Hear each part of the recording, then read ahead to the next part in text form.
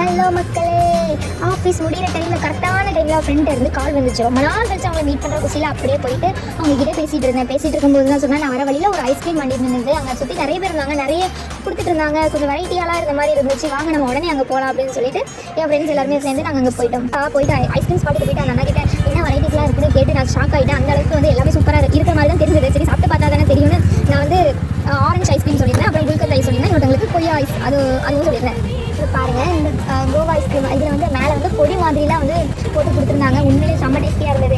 மூணுமே வந்து செம்ம டேஸ்ட்டாக இருந்தது. மூணு ஐஸ்கிரீமே நாங்கள் வந்து மாற்றி சாப்பிட்டு தான் இருந்தோம். ரொம்ப நல்லா இருந்துச்சு. எதுட்டவும் இல்லை, எனக்கு அடுத்து கொடுத்தா கூட நாங்கள் சாப்பிட்டுட்டே இருக்கோம். அந்த மாதிரி இருந்துச்சு. டேஸ்ட்டு மட்டும் இல்லை, பாக்கெட்டுக்கும் இது ரொம்ப ஃப்ரெண்ட்லி. சீப் அண்ட் பெஸ்ட்னு சொல்லுவாங்கல்ல, அது இதுதான் போல. இந்த மாதிரி பர்த்டே ஸ்பாட்டை மிஸ் பண்ண முடியாதுன்னு நாங்கள் வந்து இந்த மாதிரி உங்கள் ஃப்ரெண்டு கூட நீங்கள் சாப்பிட்ட பெஸ்ட் ஐஸ்கிரீம் எதுன்னு கமெண்ட்டில் சொல்லுங்கள். மறக்காம நம்ம வெட்டி டாக்கிஸை ஷேர் பண்ணுங்கள், லைக் பண்ணுங்கள், சப்ஸ்கிரைப் பண்ணுங்கள். வர சப்ஸ்கிரைப் பண்ண மாட்டேங்க, ஷேர் பண்ண மாட்டேங்க, லைக்கும் பண்ண மாட்டேங்க.